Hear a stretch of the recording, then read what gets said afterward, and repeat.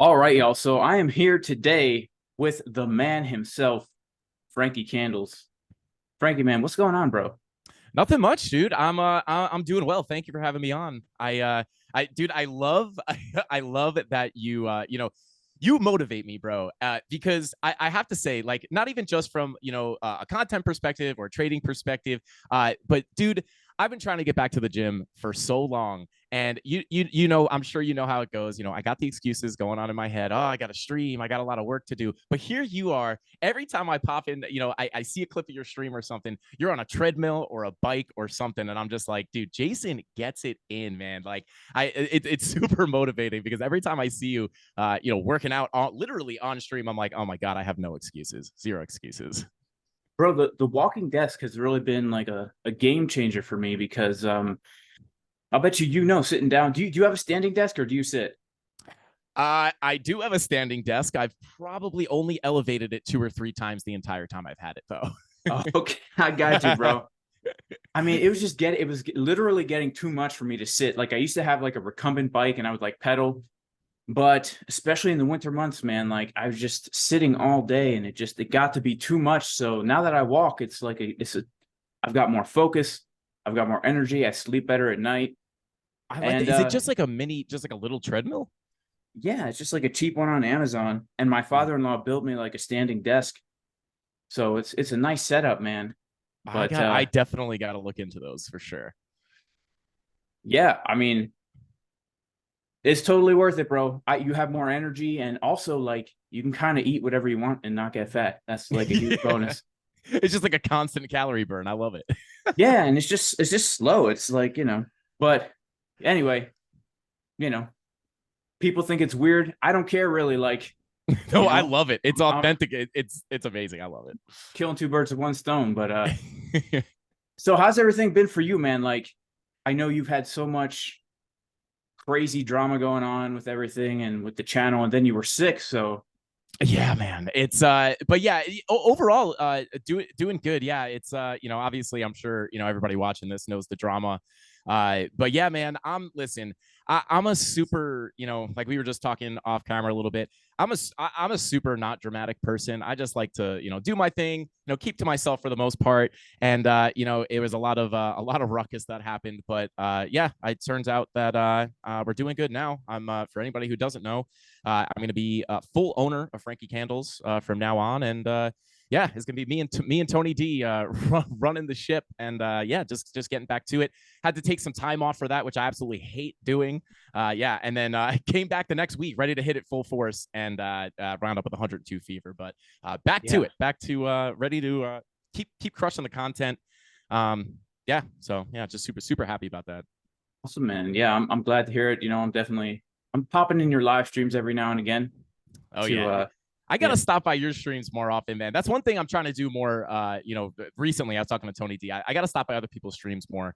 I just get caught up in my own stuff. I gotta go around, show some more love. Yeah, man, for sure. Well, I did want to just kind of talk to you a little bit, bro. Get to Yeah. know your history. Like right now, you're probably one of the biggest up and coming TA channels on YouTube, man. You put in the work. How long have you been doing this right now with the YouTube channel? Well, first off, I appreciate you saying that. It means a lot coming from you, man. And yeah, so I'm going on about 2 years doing this now. I started in January of 2020, January of 2021, and or no, January of 2022 is when I started the channel. And then yeah, I started it. It was like a channel for like a month before I had any videos on it. I think January 15th was like the first video I ever posted. So it's a funny story that you ask, actually. Dude, when they actually when I started my channel, I actually was very unsure about it because I didn't know. I knew that I was going to enjoy doing the TA and trading, but I didn't think I would enjoy being on camera. I was really nervous about being on camera. I'd never been in front of the camera really before, and it's funny because when the opportunity came, I actually was contemplating it, like, oh God, I don't know if I really want to do this. And looking back, I'm like, oh my God, I can't. Like, thank God I did it because it's like I'm so happy doing what I do now. I'm sure you feel the same way. It's like, when you love what you do, you wake up, it doesn't feel like you have to work a day in your life. So I definitely do feel like that. So I feel super blessed. Nice, man. Yeah, it's funny because I didn't show my face for like the first year, I think, on I don't camera. blame you. I felt the same way. And I was just doing the TA. And then you know, as time went on, I said, what the heck? I'm just gonna show myself and just like show aspects of like my personality. And some people dig it, some people hate it. And it's for me, it's super fun because like I get to just be who I am and it's my business, like I Yeah. get to freestyle rap and that's my business. So, technically I'm a professional freestyle rapper, and a metal vocalist. So That's right. Dude, that's very true, man. That's one thing that it's kind of the same for me. Some people love it, some people hate it. Some people come into my stream and they're like, "Oh my god, this guy's so annoying." But then you got the people who love you, and it is super cool. It's like you said, like you just get to wake up and like be yourself, and it's your business. And I feel the same way. Like I get to wake up. I wake up every day and do the TA and trade anyway, and now I just get to share it with a bunch of people, and now it's my job. yeah, it's like the coolest thing ever, and it really wasn't in the plans too, so it was kind of a surprise for me. It's not like I planned on doing this. It was just the opportunity kind of fell in my lap, and yeah, I'm enjoying it a lot for sure. nice, man. Yeah, that's legit. So how did you even get into trading in the first place? Because you're definitely doing this for a while. What led you down the path of, I guess, not even getting into crypto, but getting into trading? Because they're two very different things. Like everyone gets into crypto, they usually buy at the top of the bull market. Yep. But for me, I didn't get into trading until my first bear market. Like I got into Bitcoin in like 2016, and then I realized, wow, like there's so many moves here. I could capitalize on these. So that's what led me down that path. But how did you end up pursuing trading? Yeah, kind of a similar path. I mean, I got into crypto like everybody else did, like you said, buying the tops. But yeah, so it's actually kind of an interesting story because I do think that a lot of people do kind of ask the question, because I like when I started showing up on the BitBoy crypto channel, people was like, "Who the heck is this guy? Where did he come from?" And I think a lot of people like didn't realize kind of where I came from. And basically, so I've always been interested in not just stocks, but specifically reading the charts. And it's not that I was taking this seriously at a young age or anything, but I've just always been interested in reading charts. And I think it generally just came from watching movies, right? And you always saw the traders and like the people looking at the stock charts, like those were the guys with the nice cars. And I think I kind of got sucked in through that like cringy, like stereotype of what people talk about trading, how trading is portrayed on social media today is kind of what sucked me into it. And the earliest I really remember is I remember being in I was 17. I was in high school, and it was like when I got my first iPhone, and there was a stock simulator app, and I downloaded that app, and I was like, oh, cool, I could like practice. Like if I could learn how to make money with this, I'll never have to get a job. And that's kind of what Yeah. sparked my interest. Yeah, and Yeah, me too, bro. really, Not having a job is what always in life it kind of like led me down the road of pursuing other avenues. But I'm sorry to cut you off. No, you're totally good. I got that stock simulator app, and I didn't know what I was doing or anything. I was just playing around with it or whatever. And then as I got into my senior year, I was always just on Google. Like I've always been like a big like I like to learn things. Like I like to learn new things. I've always got like a new hobby that I'm trying to learn. I just enjoy the process of learning. So I just started, teaching myself, looking up videos, reading Investopedia, like learning how to do technical analysis. I remember the first time I learned about patterns, I thought I was going to be rich. I was like, oh my God, I just have to wait for this to happen, and then I could be rich. Like, yeah, so, I just always kind of played around with it. Like I said, nothing serious. And then in college, I just always kind of like was, always would check in on the charts. Always had a trading view chart. Like I said, wasn't really checking it very often. But was just always what were you going to school for at the time? So I went to school for TV production. Interesting. And yeah, so I actually had worked in TV since I had known a guy when I was in high school that owned a production company. So I actually got really lucky with that, and I was able to start working in TV at 18. working on commercials, stuff like that. So I always did that for work, but was always hustling on the side, some kind of business, learning TA, that kind of stuff. And then, I got a little bit more serious as time went on, just continuing to learn in the background as a hobby, almost just looking at the charts, never really traded. And then I got a little bit into stock trading. Like, I don't even really mention that as experience because it was very, very brief. But really, when crypto came around, I got in same time, 2016, and I'm looking at the chart and I'm like, this thing moves like crazy. And it's like, you see these ups and downs on the lower time frames, and I'm just like, man, I can make money on all these moves. And that's when I was like, as soon as crypto came around, I was like, I know how to read the charts. Like, let me see what I can do here. And that's just kind of got the ball rolling. And that's kind of, I would say, 2017 is probably when I really started taking trading seriously. And I really, I don't know if it was 2016 or 2017, probably closer to 2017. And that's kind of where I was kind of sitting at my job and, always trying to hide my computer, always had a chart up, was always in a trade, always like trying to learn new techniques, stuff like that. And that's kind of when I was like, I want to try to take this seriously.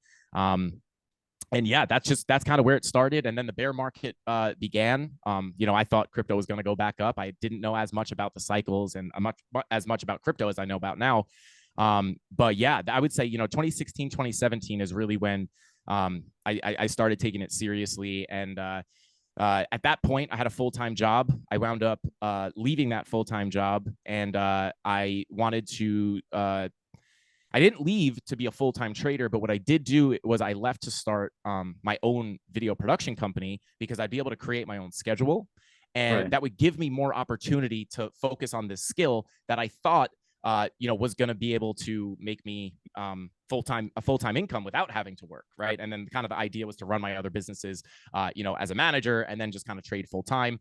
And then, eventually during that time when I was running the video business, I also had another business and I was trading. And then at that point was when I found BitBoy Crypto, and I loved their videos. I learned a lot about the technology and stuff through their channel, and I was like, I could probably help these guys make a bunch of videos, and I could still trade, and it'd probably be a pretty cool place to, I could offer value through my video skills, and I could still trade and stuff. And I just thought I was going to be able to keep doing what I do and then also just be able to trade on the side. I thought it would just be like a cool job to have. Never thought I was going to be a full-time YouTuber. And, I was always the guy in the office at BitBoy Crypto. It's like, Frank's in a trade. Frank's in a long. We think it's good. They would always come to me. What are the charts saying? Oh, nice, man. And then when they wanted to start a trading channel, they were like, hey, man, I don't see anyone else who would be better to do it than you. And they gave me the opportunity, and I'm forever grateful for that. So now I'm here. Frankie Candles was born. Nice, man. That's awesome. What a cool story. It's funny because, ever since I was in high school, I never wanted to have like a normal job.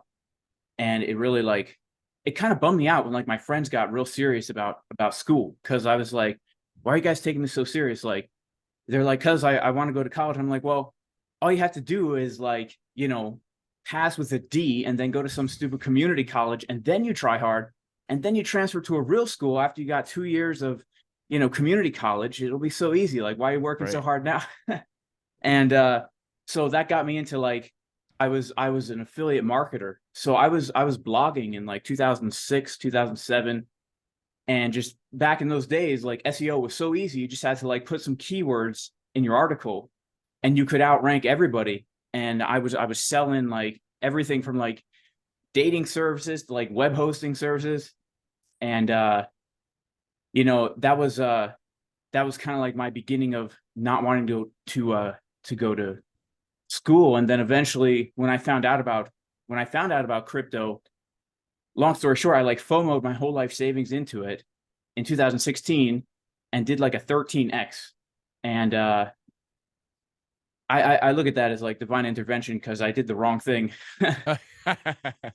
But that's what piqued my interest in wow, there's so much opportunity right now to make money in crypto markets. And then I really started to get into the technical analysis aspect of it once we kind of topped out around 19,000 in 2018. Yeah. But, Dude, that's so interesting, man. Like the fact that you were blogging and stuff in 2006 and 2007, like you said, uh, that's so interesting to me because that reminds me of myself because, like you said, like it was always that thought of like not having a regular job, and that's a big thing that fueled me as well. And like you said, when you make that money, like you said, you got that 13x in crypto, you see that money kind of like appear out of nowhere, right? Like it just Yeah. spawns out of nothing. And you know, I remember like that moment for me too. When you get that money, you're like, wait, this is a real thing. Like this is real money. Like this is definitely possible. And you know, that's I love that you say that because I remember when that happened to me and I was like, you know, and not even just related to crypto, just related to making money through something that wasn't a regular job. And I think there's a lot of people out there that, you know, I feel horrible for you know, people in school because I genuinely believe that school is not for everybody. It's not everybody learns from a book and I not think it's everybody not for most. it, I agree with you, bro. I agree with you. I think it's not. I think more. I think it's more rare for someone to like the people who are good learners through reading books and doing homework and projects and stuff like that. I think yeah. I think it's a minority, man. I think most Yeah. people would be either happier doing something like a trade, which I think don't get enough credit. Like these are great careers. I know a lot of people who went into the trades who made way more money than I was making when I was trying to build my businesses, eating, you know, ramen noodles, trying to spend all my money on ads or whatever business I was trying to build. You know, and I had people who were plumbers making over 100K a year and, you know, great benefits, all that. And you know, I think the school system is set up to fail most people. And I think, you know, everybody says like affiliate marketing is a scam, Amazon FBA is a scam, and the truth is that's a cop out for people who don't want to. In my opinion, that's a cop out for people who don't want to actually take a risk because chances are when you tried affiliate marketing, you probably failed at first, right? Just like all the businesses I tried, I failed at first, but eventually Yeah. you keep knocking on that door and something works. So You got to find an open door. Like that's the thing. Like if right now, like you're trying to do like Amazon drop shipping and like watching some YouTuber who's like, I'm going to teach you how to make $27,000 a week doing Amazon. It's like, look, that ship has sailed. Yep. Otherwise this guy wouldn't be selling you, you know, you know, but like but there's always open doors. There's always something that nobody else has thought of. Like, so the way I got my YouTube channel to grow so quick is because I saw an open door. So I've been using Market Cipher for a long time, like since before 2021. And then I was driving home one day, listening to the BitBoy Crypto channel, and there was a video about Market Cipher, about you know, how to look for longs on the 4-hour time frame. And I thought to myself, you know what? There's literally no good Market Cipher tutorials out there right now, like none. And I know there's going to be, I don't think they had 1 million subs yet, but I'm like, there's going to be hundreds of thousands of people buying Market Cipher and getting wrecked. Let me make a whole bunch of content now to fulfill the needs of these people who are going to be searching for that. And boom, I was able to like grow the channel like 30,000 subs. I started doing that in February 2021. By April, I had over 50,000 subs. And it's not because I did anything cool. I didn't have a camera. I didn't have a mic. I just talked into a MacBook Pro showing a chart. But it's because the open door is there. That's what you need to look for. If it's something that someone else has done, you need to find an entryway that's creative or different. You need to be looking out for an opportunity and say, I see there's a need here. Let me hop on that real quick, you know? Absolutely, dude. I love that because yeah, it's again, like I always tell people, you know, for me, you know, so I always talk about, you know, on my channel, I like to try to provide like as much free value as I can, at least on the YouTube channel. And, you know, this isn't, you know, I know a lot of people probably see it as like a marketing ploy or like, oh, like, okay, he's just saying it's free value. You know, I could find this information somewhere else, which is true, right? You could find, you know, any information out there, you could find it from somewhere else. But, you know, this is how very similar to, like you said, trying to find that open door. And that's kind of what I did. I actually recently found the cold email that I sent BitBoy Crypto before I got the job, or my cold email to get the job.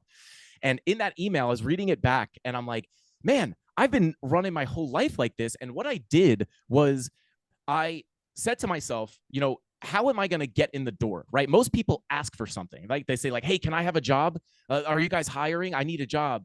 But what I did was like, let me just reach out and tell them that I'm going to offer them something. So I reached out to them and said, hey, I've worked 9 years in television, video production. I can make you guys awesome videos. I'm also an avid crypto trader, an investor.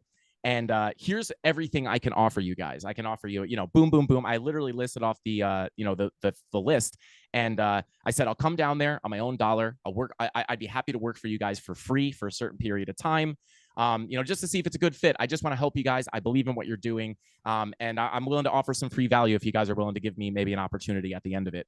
And that was the open door, because when I watched a video, one of the daily vlogs that they did, and they were talking about how hundreds of people reach out and say, I need a job. I'll do anything. I'll work for free. But nobody said what they could do. And as soon as I heard that on the video, I was like, I'm going to email them. I'm going to make the headline or the subject of the email,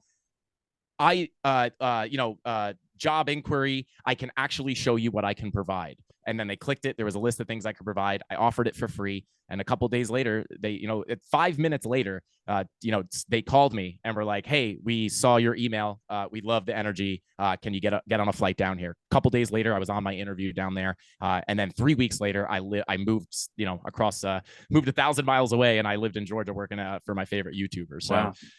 But yeah, like you said, it's about finding that open door. And that was my open door. I saw that they were looking for people. No one could say what they did. That was my open door. And I always tell people that is the 5 millionth cold email for an opportunity that I had sent. It was that 5 millionth one that got through. So you never know. Like exactly. Yeah, you never know. People get discouraged, but you just got to keep banging on that door. It's so interesting because I was in a band before back in like my previous life, I suppose. And we ended up getting a record deal. And the way that happened was we just sent an email and the owner of the record label just happened to open it. And he's like, man, this band is great. Like, let's find out more about them.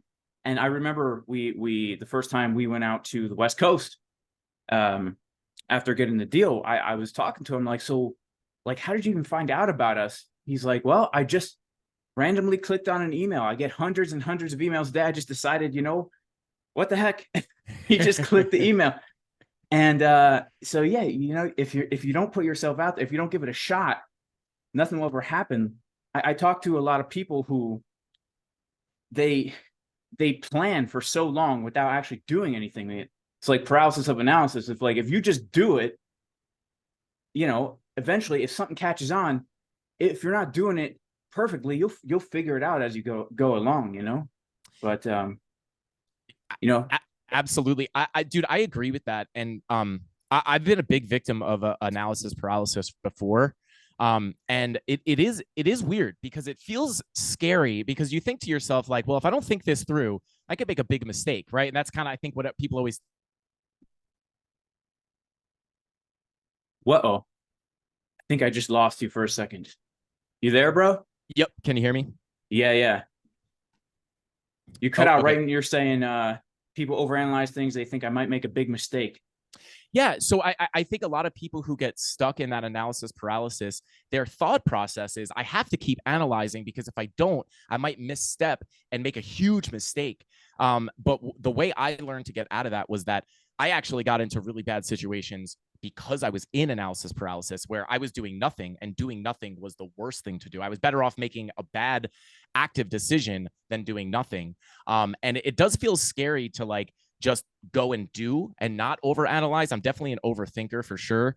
But it's interesting. It is freeing, because once you just start doing and doing and doing, when I first started going on camera, I was so nervous, right? Like I would think to myself like, oh my God, what am I going to say? I would try to plan out exactly what I would say. And then when they push you on camera, you're just like, oh, I don't have time to think about what I'm going to say. I just have to wing it. And that, I think, is where the real beauty of most people's personalities will come out. I think it's where people's natural strengths will show, because you kind of get into a fight or flight situation where your true self will just take over. And at least that's what's happened for me. And that's helped me with the analysis paralysis, because I really used to suffer from that a lot. Yeah, for sure, man. It's funny. The reason I started live streaming at all instead of just making videos was because same deal. Like I would try and like script out some stupid thing, and then I'd be like, hey guys, and then I'd have to start over. And I'm like, you know what? I'm just going live. If I mess up, there's nothing to do. There's, you can't stop the stream and start over. So That's right. but yeah, man, it's interesting. You know, a lot of people don't realize, like, us TA YouTubers, like, yeah, we're traders, but YouTube is also like our business. Mm-hmm. You know, it's like a business.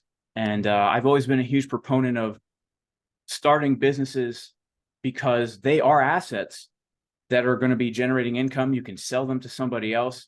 Mm-hmm. And for me, it's one of the 3 pillars of self-sufficiency. So, you know, having businesses, using that money to learn how to invest or trade, and then growing that money so you can acquire tangible, like, assets, like in my case, land and animals and all that stuff. Because I look at that as real wealth. Like, I don't know how you feel about crypto and all this. You know, I definitely understand, like, the bullish fundamentals for crypto, and I understand that we are going down the road right now of everything being on the blockchain. Everything, probably very soon. But for me, like, the most fundamental things in life, food, shelter, water, if you don't have those, then nothing else really matters at all, you know? Yeah, dude, I would agree, and I'll also, you know, I'll say this: it's people that are, you know, people like you that see things that way. You know, a lot of people don't think about this stuff because it's so easily accessible, right? They think they're thinking like, oh, water, you know, electricity, like this is all easy. I don't really have to do anything to get this right now, right? Like, you know, I think a lot of people fall into the comfortability of the way things have been for so long, not realizing that, you know, being prepared to be able to be self-sustainable is really important, and no one expects anything to go bad until it goes bad, right? Like, I you know, remember in March of 2020, all that crazy stuff was going on. I know YouTube doesn't really like that word, but yeah, March of 2020, right? Like, what was happening the day before we heard about all that? Life was normal. Everything was all good. You know, toilet paper wasn't scarce. And then all of a sudden we wake up one day and the world is completely different. And nobody could see this really coming. And that's why I actually, I think it's really important to be self-sustainable. And I'm definitely not as self-sustainable as someone like yourself, but it is something I'm much more interested in now because, you know, as time goes on, the older I get, the more I realize that, you know, we could wake up one day and things can be much different. And you want to be prepared, like you said, having your assets and having everything ready for a potential situation like that. Yeah, absolutely. It is so interesting. I mean, our existence here in the West is something that most of humanity has never even come close to experiencing, as far as like the comforts and the ease of everything, like turning on the faucet, you know, going to the grocery store. I mean, you know, and yeah, I mean, like you say, everyone thinks things are just going to go on as normal until all of a sudden they don't. But yeah, it's definitely one of the I always tell this to my wife, but you can tell society is about to totally collapse when the people who actually build society, like building buildings and roads and pipes and all this, are struggling to get by. But some, like, girl shaking her butt on TikTok is a multimillionaire, and some guy like me can, like, make more money just walking on a treadmill freestyle rapping, even though I suck at it, than a guy who's you know, actually doing work. Because trading is a great way to make currency, but at the end of the day, are we generating any true value by trading? No. We are generating value by educating people and creating content. But it's very strange, the system we live in, where, you know, you've got these people who take advantage of the system to make a lot of money, especially, like, you know, people who, you know, governments and things like that, inside trading. You know, they could just make endless amounts of money, but the people who actually are building are struggling to get by. It's going to get to the point where there's no one left to build, and this can only go on for so long, in my opinion. You know, once again, I'm just a freestyle rapper on a treadmill. Yeah, well, you make a really good point, man. Like, you know, when I mean, and I say this seriously, like the girls shaking their butt on, you know, TikTok or good for them, bro. I mean, seriously, good for them. I mean, hey, and you hear some of the numbers, dude. These people are pulling in $1 million a month, and but you're right, dude. I mean, this does sound, it does no sound hate like to a them. top. No, because no, no, no. because if they saw that open door and they took advantage, okay, good for them. I'm just looking at it from a more outside perspective, saying this is not sustainable as a society. Yeah, exactly. It's like you got to respect the fact that they went after the opportunity. You got to respect that. But it is definitely a top signal, no? Right? Like, Yeah, it's like yeah. a society top signal. We got some uneven butt cheeks on TikTok, bro. I love that. Yeah, I mean, it's got to be a top signal. It's like not even that. Okay, dude, have you seen the on TikTok they have the NPC trend? Yes, bro. I've seen that. Thank you for the roses. Thank you for the roses. Dude, that is panhandling, and people are making 10K in a couple of hours. And it's like, this is a top signal. This can't be, this is not sustainable. Yeah. I agree, bro. You know, good for them. Seriously. I mean, For real. Talk about opportunity. I mean, I know. Wow, man. A little jealous now. I know, right? I'm about to get up there. Thank you for the roses. Yeah. Maybe we should start something, man. Yeah, we should do TA NPCs. Yeah. Oh man. Just like long every trend line or whatever. Yeah. But or whatever they tell us to do, I guess. Yeah, man. Well, bro, I know you're like a super busy guy. It's been real good to catch up with you, man. I'm glad you're feeling better. Is there any last words you want to say to the millions and billions of subscribers I have before we head out? No, man. I just, I really appreciate you having me on the channel, man. It's real fun talking to you. Yeah, I'll get you on my show at some point soon here. But yeah, no, man. I just appreciate hanging out and chatting a little bit. I like these interviews. It's like, we could look at the charts, but we do that every day, right? Like I think, like you were saying earlier, I think people like to kind of see, people, just humans, go back and forth and talk about life. So I think that's really cool. So thanks for having me on. I really appreciate you, man. For sure, bro. All right, everyone. God bless you all. Thank you for watching. Make sure to like, subscribe to Frankie Candles. See y'all in the next one. Peace.